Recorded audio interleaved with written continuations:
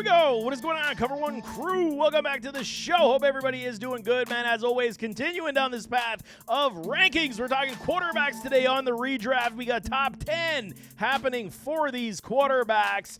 And okay, here's the situation. You know me, I'm a Buffalo Bills supporter, but it does not cloud my judgment when it comes to evaluating talent or, promoting guys in fantasy football. And I will sit here and tell you right away, on these top three, I almost got Patrick Mahomes as my number one this year, dropping a Josh Allen. But as we said today, I'm going to keep Josh Allen as number one because he is this dude, man. 410 points last year, 88% on the boom rate. You cannot fade what Josh Allen can do with the football. However, why I'm flirting with this potential opinion is because the loss of Stephon Diggs and Gabe Davis. Okay, and I understand they added other pieces. They got a Curtis Samuel. They still got James Cook. You got Dalton Kincaid, Khalil Shakir. List goes on and on. So Keon Coleman, they're going to be doing this offense in the aggregate. Who's open? And as, the season did wear on, we noticed that the Buffalo Bills were winning football games, even though Stephon Diggs was not performing the way that we know of him and in this offense. And they kind of altered it. Joe Brady kind of altered it in a sense to say, just take whatever the defense gives you and let's win football games. That's kind of what Josh Allen did. So I'm kind of in that belief that they're going to move forward in that sense as well. We could see Josh Allen run the football a little bit more as well. And I think that's why a lot of people are banking on Josh running the football a lot more this season. I'm going to sit here and say probably not. And they're going to utilize their running backs. They're going to utilize a short pass and then instruct Josh to be like, take what is given to you in this offense. So we could see it under 400 points this season, and I would not be surprised. Do I still believe he will be a top 3 commodity in fantasy football? Absolutely. But how are they going to do it? We still don't know. There is a lot of unanswered questions, hence why I'm saying I could drop him to number 2 based on all of these unknowns. But as we said today, I'm going to keep Josh Allen as my number 1. He has finished, top 2 last 4 years, and with a finish, I believe, of top 1 in 3 out of 4. So he's just absolutely been killing it in fantasy these last 4 years and should, again, flirt with top 3 numbers. Number 2, Patrick Mahomes, even though a lot of y'all got him down the board. Yes, he finished as the 8th ranked quarterback. Did not look as sharp this past year, but they restocked these cupboards quite a bit, man. They got themselves a Hollywood Brown. They got, depending on what happens with Rashee Rice, they got Xavier Worthy. They still got a Travis Kelce. So they got a lot of speed on this offense, and I think they're going to go back. Andy Reid wants to rebuild that Tyreek Hill track speed on this team. And you could do that with Hollywood and Xavier Worthy without question. There's going to be a lot of, a lot of situations where Xavier Worthy is given the football in his hands and make plays in the open field, which is going to uplift a Patrick Mahomes, no question. 75% on the boom last year, but it was a laboring Patrick Mahomes. Guys were dropping passes. And again, even if Rashee Rice does not stay on the field, rumor has it he's gone for 12 games on the suspension this year. We'll see how that does shake down. I still believe, even though they're going for a three-peat, they've been playing a lot of football. I think Patrick Mahomes is going to be absolutely stellar this year, and he's going to have a better season than a lot of people anticipate. And they're going to say, damn it, I should have picked Mahomes higher. That's why I got him here at number 2. Number 3, Jalen Hurts.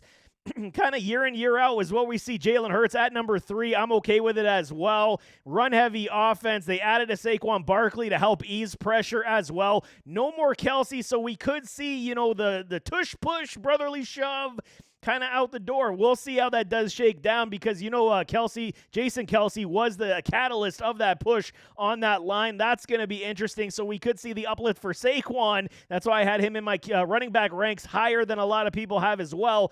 But Jalen Hurts should be fine. I mean, they still got Smitty. They got Goddard. They got A.J. Brown. I'm totally fine. 25 years of age for a Jalen Hurts. 82% on the boom rate. He was right behind a Josh Allen and a Jordan Love. So you got to believe that's going to be continuous in that 78 to 83% boom rate range. And Jalen Hurts, yes, with the mistakes that he does have, still rushing upside is definitely there. But the TDs could be a pullback. So that is definitely something to watch. Big riser number 4, CJ Stroud, my guy. You guys know last year I was promotive in a big way, saying he was the best rookie in that quarterback class over a Bryce Young, and he proved it. And now they added weapons as well. Nico went off the chain. Tank Dell showed what he could do coming back off that broken leg. He should be just fine. And they added guys like Stephon Diggs, Joe Mixon to the fold, still with a Dalton Schultz. This offense is ready to go, man. These Texans believe that they can make an early push with the rookie contract of a C.J. Stroud. They added to the defensive side to give the offense the football that much more. I get it, man. Fantasy football quarterbacks, everyone's looking for the rushing upside in quarterbacks. He had 4,000 yards last year, if I'm not mistaken. So you guys got to understand what CJ Stroud is going to be able to do with this offense. I do believe the trio of wide receivers absolutely is going to uplift CJ Stroud to high levels of fantasy totals. 280 is not even scratching the surface. What he got last year, finished as a QB 11. It's definitely going to be in the top 8 for me this year, but I got him at number 4 because I do believe the upside is that high. Number 5, Jordan Love, feeling the love for love. I don't care what anybody says.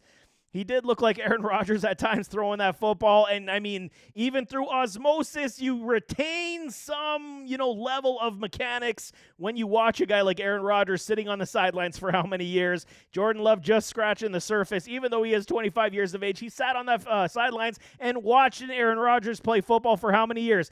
82.4% on the boom rate for a Jordan Love. Absolutely killed it. 330 points. Finished as a quarterback 5. I'm putting him here as 5. With a Josh Jacobs, hopefully he stays healthy and continues the sound run attack. He's got wide receivers for days. Get Christian Watson to stay on the field as well. And I think with him and Reed and then a Romeo Doubs, this team is ready to go and compete. Maybe not for Super Bowl, but they will compete with the best of them.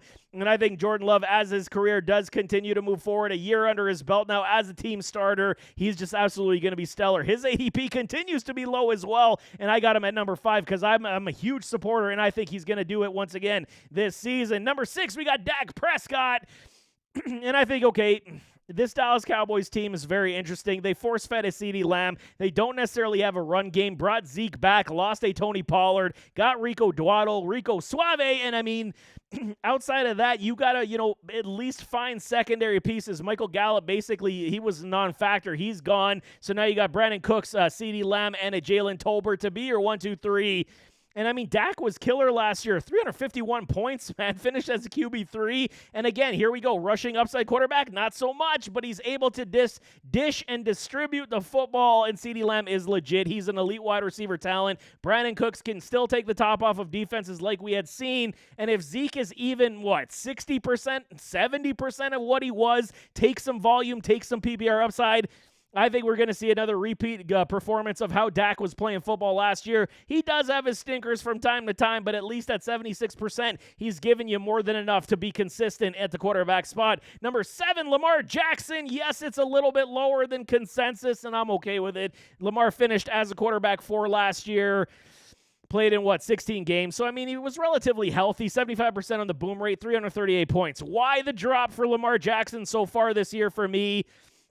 His name is Derrick Henry. What else can we say? They didn't necessarily, they tried last year to say, let's give Lamar more wide receiver weapons. Zay Flowers looked great. He showed it, and he can be a viable piece in this offense. Rashad Bateman, the jury's still out on him. A lot of people saying they're done. I'm still giving him one more season. If Bateman can't do it this year, I think the tell is there to say he's just not going to be what we thought he's going to be. Who else is here besides Mark Andrews and a Derrick Henry? They should absolutely feed Derrick Henry, go to the ground and pound, utilize this tank in the backfield. We could see, touchdowns limited from Lamar. We could see inflated because of RPO. It's one of those situations that, it's going to be definitely scheme dependent, in-game management dependent. How are they going to, utilize in the red zone inside the 5-yard line? No more Gus Edwards. I believe Gus had 13 TDs last year, even with Lamar Jackson. So you want to protect Lamar as much as possible. You got a tank like King Henry. Feed King Henry the football. We could literally see 15 to 20 TDs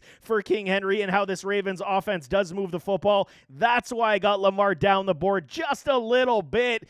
He's still a very safe pick for me for fantasy football, but he's just down my board just a hair at this point. Number 8, Joey B, Joe Burrow. And he's one that could absolutely fall out of my top 10. And I'm telling you, the stuff that I'm hearing, almost swore again. Jeez, this is not getting good, man. The stuff that I'm hearing on a Joe Burrow and that thumb, I mean, they're saying it's non-repairable and it's forever going to be a problem. So that actually fears, when they say stuff like that, I'm listening because that's on his throwing arm. Thumbs, we know. If you've ever broken your thumb, you know it's never the same We will see how this does shake down. Do I believe he's going to, fall off a cliff? No, but is he going to be back immediately the way that he was? That's the question I do have. Is he going to have some alteration to his throwing motion to help, ease pain tolerance, or, just maybe he can't grip the football? I'm speculating at this point, but it is a big, giant fear for me. That's why I got Joey B at number 8, and he is definitely falling down on the trends right now for me. Heard he took up piano as well. I mean, there's a fun fact for you to help the rejuvenation of that thumb come back with all the motion. So, I mean, there's that. Take that with a grain of salt. I don't know if I want a piano playing thumb injured quarterback for my team anyway. But we'll see. This is a big season for Joey B to showcase the fact that he can recover from his injury. Lost a lot of games last year. Number 8 for this Bengals, Joey B. Number 9, Trevor Lawrence. A lot of y'all way down on TL. I am not. Okay, I understand. Everyone's going to be angry with me. They're going to be like, where the hell is Anthony Richardson? Don't downlike my videos because you don't agree. Put it in the comments if you don't like it and tell me why you don't like it, and then we could have a good debate. I'll just throw that out there right there. However, with Trevor Lawrence at number 9, I do think, retooling it a little bit to his, the way he plays football was an absolute stroke of genius from this coaching staff and upper management. Get a guy like Ridley out the door. You bring in a similar talent in skill set, I should say, like a Gabe Davis. But it was Christian Kirk, his number 1 target. It was Evan Ingram, the number 1 target. And it was Travis Etienne running the football, taking pressure off. This is what you need to continue to do, and I think they realize that, hence why they were okay with letting Calvin Ridley go and not pay him the big dollars that they could have. I do think we do see a very good season from a Trevor Lawrence.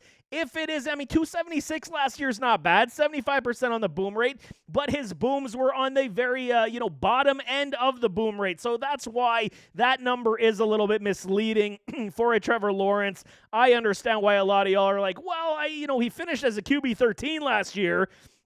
And you got him at number 9. I still think it's fair. I think that we haven't seen the best of a Trevor Lawrence as of yet, and I do believe that he could surprise people this year. Pressure's off him just a little bit. A lot of people not expecting a whole heck of a lot, and I do think we could see a better season than what a lot of people are thinking about. Number 10, Kyler Murray over and Anthony Richardson. And Kyler, when he came back, it's Kyler. He's a little jitterbug out there running around, making plays. They added a guy like a Marvin Harrison Jr. to add to a Trey McBride, Trey Benson, James Conner. You got pieces to move this offense. Are they going to be a very good team? Probably not. They're still year 2 of this quote-unquote rebuild, retool, however you want to cut it. And 87% on the boom rate for Kyler when he did come back in those 8 games. He was killing it. He was crushing it. 151 points, and you add an elite talented potential wide receiver in a Marvin Harrison Jr. Sign me up all day long at rank 10. But I get it. I got him above an Anthony Richardson at this point, and here's why. I'll give you the reason why Anthony Richardson has not cracked my top 10 just yet. He still can. It's still early in this process for me as well.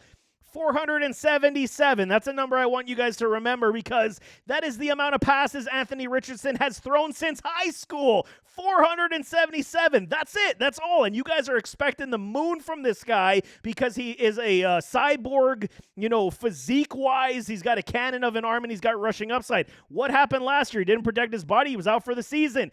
This is a big problem for a quarterback who trusts his legs more than his arm, even though his arm is absolutely stellar. 477 passes only from an A-Rich. Keep that in mind when you're drafting him because you could let down your entire fantasy team. Even though they do got weapons, they got Pittman, they got AD, and they got Josh Downs. You got a JT in that backfield. I love this offense. I'm rooting for an Anthony Richardson. He's at number 11, by the way, as honorable mention. But he is moving up and down my board because of the stipulations. How's he going to perform? Is he coming back from his shoulder surgery just fine? I do believe he will be okay. There's just not a lot of experience. There's going to be a lot of growing pains, and you're going to be banking on him rushing a lot of touchdowns. That, to me, at number 10 quarterback is a little too high and a little too rich. I could even drop him down to number 14, have Brock Purdy, have Jared Goff. Even a Tua could rival that because he's got guys like Tyreek Hill and Jalen Waddle. So we will see. I'm not a hater on an A-Rich whatsoever, but that is the reason. 477 is the reason why he is not in my top 10 as of today. If you don't like it, put in the comments. Let's argue it out just a little bit because, I mean, I think it's right and fair as we sit today. But nevertheless, as always, don't forget to hit that like button, hit that subscribe button, jump in those comments, give me your thoughts. What are you thinking of these rankings? Like I said, you don't like them, hit the like and hit a comment, and we can talk it out. How about we try that? But nevertheless, we'll see you next time. I am out.